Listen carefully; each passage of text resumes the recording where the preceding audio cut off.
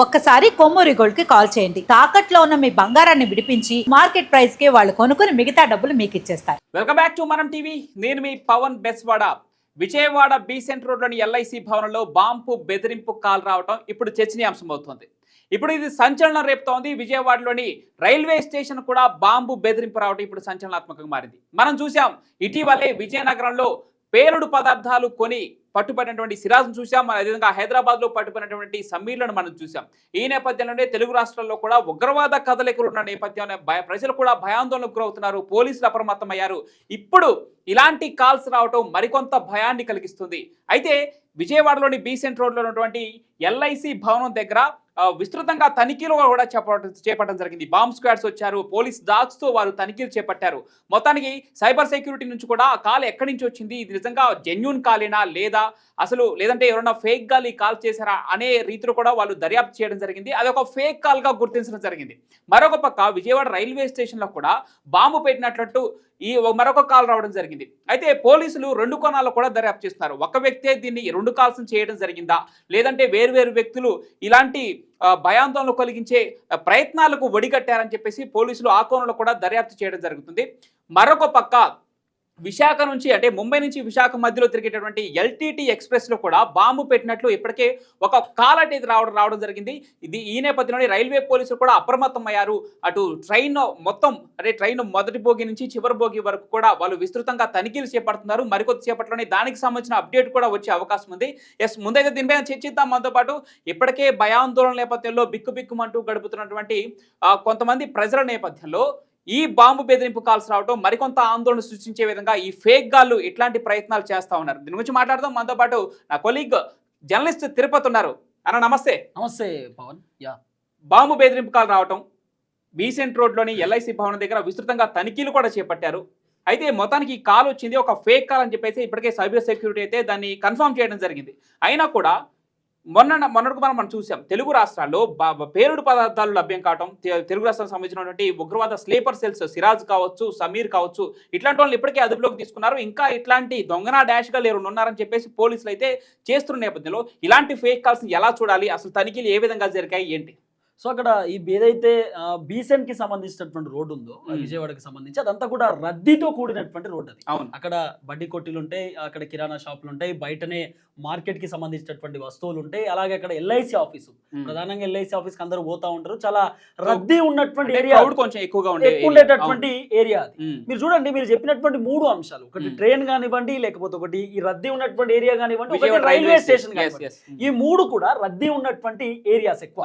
మొత్తం railway station లో జనాలు గుంపుగా ఉంటారు, కుప్ప జనాలు ఉంటారు. తర్వాత ట్రైన్ లో కూడా విపరీతమైనటువంటి ప్యాసింజర్స్ పోతా ఉంటారు. తర్వాత ఇక్కడ కూడా జనాలు ఎక్కువ శాతం ఉంటారు. మీరు గమనించండి, ఆ ఎవరైతే కాల్ చేసినటువంటి పర్సన్ ఉన్నాడో ఆయన మొత్తం కూడా రద్దీ ఉన్నటువంటి ఏరియాలనే ఎంచుకొని టార్గెట్ చేస్తూ కాల్ చేసేటటువంటి కార్యక్రమం చేశారు. అయితే 100కి కాల్ చేసి బెదిరించేటటువంటి ప్రయత్నం చేశారు. ఎవరో తెలియనటువంటి గుర్తు తెలియనటువంటి వ్యక్తి ఏకంగా కంట్రోల్ రూమ్ కి కాల్ చేశారు. కంట్రోల్ రూమ్ కి కాల్ చేసి మేము అక్కడ బాంబు పెట్టినాం, ఇక్కడ బాంబు పెట్టినాం, అక్కడ ఒక 3 బాంబులు పెట్టినాం అంటూ కూడా డైరెక్ట్ పోలీసులకే ఫోన్ చేసి కొంత బెదిరించడం, మాట్లాడడం, కొంత ఆందోళన కలిగించేటటువంటి పరిస్థితి. వెంటనే పోలీసులు అప్రమత్తం అయ్యి ఆ బీసెంట్ కి సంబంధించినటువంటి రోడ్డు దగ్గరకు వచ్చారు. కంప్లీట్ అక్కడ ఉన్నటువంటి ప్రజలందరినీ కూడా ఎల్లగొట్టేటటువంటి ప్రయత్నం చేశారు. షాపులన్నీ కూడా క్లోజ్ చేపించే కార్యక్రమం చేశారు. ఎల్ఐసికి సంబంధించినటువంటి భవనాన్ని కూడా క్లోజ్ చేపించారు. మొత్తం కంప్లీట్ తనిఖీలు చేపట్టడం జరిగింది. పోలీస్ డాగ్స్ కూడా మనం. ఇంకోటి ఏంటంటే ఎవరైతే అనామకుడు కాల్ చేసేటటువంటి వ్యక్తి ఎవరైతే ఉన్నారో ఆ వ్యక్తి కూడా అది ఫేక్ కాల్ అనేది నిర్ధారణ అయిపోయింది. అది ఫేక్ కాల్, కావాలనే కాల్ చేసిన అనేది వచ్చేసింది. కానీ ఇక్కడ అనుమానం ఏంటంటే మొన్ననే ఇండియా వర్సెస్ పాకిస్తాన్ కి సంబంధించినటువంటి అదంతా కూడా జరిగింది, యుద్ధ వాతావరణం జరిగింది. తర్వాత అవన్నీ జరిగిన నేపథ్యంలో సడన్ గా ఈ టైంలో ఈ పేలుడుకు సంబంధించి లేకపోతే బాంబుకు సంబంధించినటువంటి అంశం ఇదంతా వచ్చేసరికి కొంచెం ఆందోళన కలుగుతుంది. తర్వాత తెలంగాణలో కూడా ఈ మధ్య కాలంలో 2-3 ఫైర్ యాక్సిడెంట్స్ జరగడం, అది పెద్ద ఎత్తున చర్చ కావడం, 14 మంది ప్రాణాలు కోల్పోవడం, ఇవన్నీ కూడా పెద్ద ఎత్తున చూసినాం.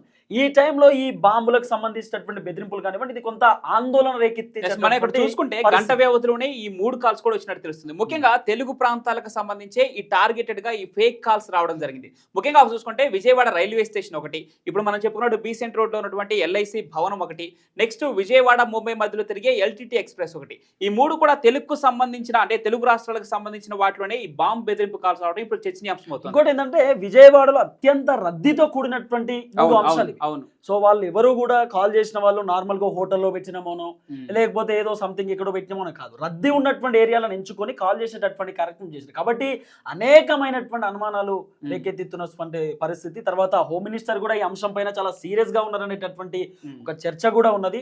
సో తర్వాత ఇమీడియట్లీ పోలీసులు వచ్చేటటువంటి ప్రయత్నం చేశారు, డాగ్స్ కూడా తీసుకొచ్చేటటువంటి కార్యక్రమం చేశారు. పిన్ టు పిన్ ఆ మొత్తం ఏరియాని కూడా చెక్ చేసేటటువంటి. తిరుపతి చెప్పినట్టు భారత్ పాక్ ఉద్రిక్తత నేపథ్యంలో ఎవరైతే స్లీపర్ సెల్స్ ఉన్నారో వాళ్ళు పట్టుపట్టే పనిలో పడ్డారు పోలీస్ యంత్రాంగం మొత్తం.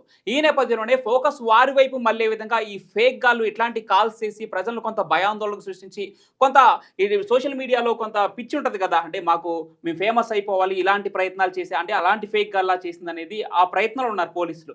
వీళ్ళని బయట పెట్టే అంశంలో మరి పోలీసు ఎంతవరకు పురోగతి సాధిస్తారు చూడాలి. బేసిక్ గా మొన్న ఒక యూట్యూబర్ కి సంబంధించినటువంటి ఒక ఇష్యూ తెరపైకి వచ్చింది. ఒక యూట్యూబర్ జ్యోతి మల్హోత్రా సంబంధించిన ఒక అబ్బాయిని లవ్ చేసిందని ప్రేమ వ్యవహారం మీద తెరపైకి వచ్చింది. బేసిక్ గా ఆమె అసలు పాకిస్తాన్ కి ఇక్కడ ఉన్నటువంటి సమాచారం అంతా కూడా పంపిస్తా ఉందనేది బయటకు వచ్చేదాకా వార్త ఎవరికి తెలియదు. చాలా లేట్ గా వార్త తెరపైకి వచ్చింది. సో ఇక్కడ కూడా ఊకుకే కాల్ చేయడం, అక్కడ బాంబు పెట్టడం ఇక్కడ బాంబు పెట్టడం, ఏదో అనుమానం అయితే వస్తుంది. సేమ్ ఆ మల్హోత్రా లెక్కనే ఇక్కడ ఎవరైనా హోత్రా ఉన్నారా, ఇక్కడ కూడా అదే ప్రయత్నం ఏమన్నా జరుగుతుందా? ఈ ఆంధ్రాలో కూడా అంటే విజయవాడలో పర్టికులర్ గా 3 ప్లేస్లలో ఒకేసారి ఇలాంటి ఫోన్స్ రావడం కొంత అనుమానానికి తలెత్తుతున్నటువంటి మల్హోత్రాని కాదు, పూణేకి సంబంధించిన యూట్యూబర్ అని ఉంది. ఆ తర్వాత పాకిస్తాన్ హై కమిషనరేట్ లో పనిచేసే డానిష్ అనే వ్యక్తితో ఆమె ప్రేమాయణ సాగించి ఇక్కడ ఉన్నటువంటి సున్నితమైన అంశాన్ని ఆ డేటాని వారికి వాట్సాప్ ద్వారా సెండ్ చేసినటువంటి ఆ నేపథ్యం మనం చూసాం. ఈ నేపథ్యంలోనే ఇక్కడ కూడా తెలుగు రాష్ట్రాల్లో ఇట్లాంటి స్లీపర్ సేవ్స్ ఎవరైనా ఉన్నారా, వాళ్ళు కూడా పాకిస్తాన్ కి స్పైగా ఏమైనా వ్యవహరిస్తున్నారా, ఇక్కడ ఉన్నటువంటి సున్నితమైన ఆ డేటాని క్యాచ్ చేసి వాళ్ళు పాకిస్తాన్ కి పంపిస్తున్నారా అనేది కూడా చూడాలి. ఈ రోజు డే మొత్తం కూడా అక్కడ కొంత వాతావరణం డిఫరెంట్ గా కనబడతా ఉంది. ఇప్పటికీ కూడా పోలీసులు బ్యారిగేట్లు వేసి ఉంచున్నారు. ఇక్కడ కూడా అది ఫేక్ కాల్ అన్నప్పటికీ కూడా పోలీసులు బ్యారిగేట్లు తీయలేదు. కంప్లీట్ గా అదంతా క్లోజ్ చేసే ప్రయత్నం చేసిన ఏరియా సరౌండింగ్స్ మొత్తం కూడా మనం గమనించవచ్చు. ఇది వీకెండ్ కాబట్టి కొంచెం క్రౌడ్ కూడా ఎక్కువగా ఉండే అవకాశం ఉంది. వాడు ఆ ఫేక్ కాల్ చేసినాడు కూడా దాన్ని టార్గెట్ చేసుకుని ఇప్పుడైతేనే కొంచెం జనాల చూపు దీని మీద ఎక్కువగా ఉంటుందని కొంచెం భయాందోళనలు ఎక్కువగా. ఇంకోటి వాటి పర్టికులర్ గా ఎల్ఐసి ఆఫీస్ లో బాంబు పెట్టినామంటూ కూడా మాట్లాడే ప్రయత్నం చేసినట్టు. సో ఎల్ఐసి ఆఫీస్ లో ఉన్నటువంటి అందరినీ కూడా ఫస్ట్ ఎల్లగొట్టే ప్రయత్నం చేసిన తర్వాత చుట్టుపక్కల ఉన్నటువంటి జనాలను ఎల్లగొట్టిరు. ఎమర్జెన్సీ షాపులు కూడా ఈవెన్ దో మెడికల్ షాప్ లో సహా కంప్లీట్ కూడా క్లోజ్ చేయించేటటువంటి కార్యక్రమం చేశారు. పోలీసులు కూడా బ్యారిగేట్లు పెట్టిరు. అక్కడ నుండి ఎంట్రీ ఆ రోడ్డుకి 2-3 ఎంట్రీస్ ఉంటాయట. స్టార్టింగ్ నుండి ఒక ఎంట్రీ ఇటు ఒక ఎంట్రీ, ఆ 2 ఎంట్రీలను కూడా కంప్లీట్ గా క్లోజ్ చేసేటటువంటి ప్రయత్నం చేశారు. ఎక్కడ కూడా పోనిచ్చేటటువంటి పరిస్థితి లేదు. తర్వాత రైల్వే స్టేషన్ లో కూడా కొంత పోలీసులే కంప్లీట్ గా అన్ని ప్లాట్ఫామ్స్ లో కూడా పూర్తిగా తనిఖీ చేసినట్టు తెలుస్తుంది. ఎక్కడ ఏది అనుమానిత వస్తువు ఉన్నా కూడా దాన్ని కూడా క్షుణ్ణంగా పరిశీలించినట్టు తెలుస్తుంది. ఇప్పుడైతే ఇది ఫేక్ కాల్ గానే పోలీసులు నిర్ధారించారు. నగర వాసులు ఎవరు దీనిపైన భయాందోళన చెందాల్సిన అవసరం లేదని కూడా ఒక క్లారిటీ ఇవ్వడం జరిగింది. ఇక చూడాలి ముంబై నుంచి విశాఖ వచ్చేటువంటి ఎల్టీటీ ఎక్స్ప్రెస్ లో కూడా పూర్తిగా బాంబ్ స్క్వాడ్స్ అయితే తనిఖీ చేస్తా ఉన్నారు. దాని గురించి కూడా అప్డేట్ రాబోతోంది. ఇంతకుముందు ఒక పోలీస్ ఆఫీసర్ సోషల్ మీడియాలో ఒకటి వైరల్ అవుతా ఉంది. పోలీస్ ఆఫీసర్ కూడా చెప్తూ ఎవరికైనా మీ పక్కన ఉన్నటువంటి వ్యక్తి పైన అనుమానం ఉంటే ఇమీడియట్లీ 100కి కాల్ చేసే ప్రయత్నం చేయండి, లేకపోతే స్థానిక ట్రాఫిక్ కానిస్టేబుల్ ఎవరైనా ఉంటారు కదా స్థానికంగా పోలీసులు, వాళ్ళకి ఇమీడియట్లీ ఇన్ఫర్మేషన్ ఇవ్వండి. ఖచ్చితంగా మేము అందుబాటులోకి వస్తాం, మీకు ఏమి ఇబ్బంది ఉన్నా కూడా, లేదంటే ఒక ఫోటో తీసుకోండి, వీడియో తీసుకోండి, అవన్నీ కూడా మాకు ఇంటిమేషన్ ఇచ్చేటటువంటి ప్రయత్నం చేయండి అంటూ కూడా పోలీసులు జనాలతో ఎప్పటికప్పుడు మమైకమై వాళ్ళతో మాట్లాడే ప్రయత్నం చేస్తున్నారు. వాళ్ళకి ధైర్యం నింపేటటువంటి కార్యక్రమం కూడా చేస్తున్నటువంటి పరిస్థితి. సో మొత్తానికి మనం కూడా కొంత అవేర్ గా ఉండాల్సిన పరిస్థితి అయితే ఉంది. కొంత ఎట్లయినా రెడీగా ఉండాల్సిన అవసరం అయితే అంతే ఉంది. మనం చూస్తున్న యూట్యూబర్ జ్యోతి మల్హోత్రా విషయాన్ని మనకు ఎగ్జాంపుల్ గా తీసుకోవచ్చు. సో మన మధ్యలో కూడా స్లీపర్ సెల్స్ ఉండవచ్చు, వాళ్ళు ఏ వృత్తి అయినా చేసుకుంటూ ఉండవచ్చు. ఇక్కడ నుంచి సున్నితమైన సమాచారాన్ని మన సెక్యూరిటీ సంబంధించినటువంటి డేటాని వారి పాకిస్తాన్కు తరలిస్తూ ఉండొచ్చు. సో కొంత అప్రమత్తంగా ఉండాల్సిన అవసరం ఉంది. ఇట్లాంటి ఫేక్ కాల్స్ అది నిజమా జెన్యూనా కాదా, పోలీస్ శాఖ నుంచి ఎటువంటి సూచనలు వచ్చే మన దగ్గరికి అనేది తీసుకొని మాత్రమే భయాందోళనకి చెందాల్సిన అవసరం ఉంది. భయాందోళన ప్రస్తుతానికైతే ఇటువంటి ఏమీ భయాలు అవసరం లేదనేదే పోలీసులు నిర్ధారించడం జరిగింది. చూడాలి దీనిపైన మరిన్ని అప్డేట్స్ ఏమేమి రాబోతున్నాయో విశాఖ ముంబై ఎక్స్ప్రెస్ సంబంధించి కూడా మరి మరికొద్ది సేపట్లో అప్డేట్ వచ్చే అవకాశం ఉంది. దాన్ని కూడా మనం టీవీ ద్వారా మీకు తెలియజేసే ప్రయత్నం చేస్తాం.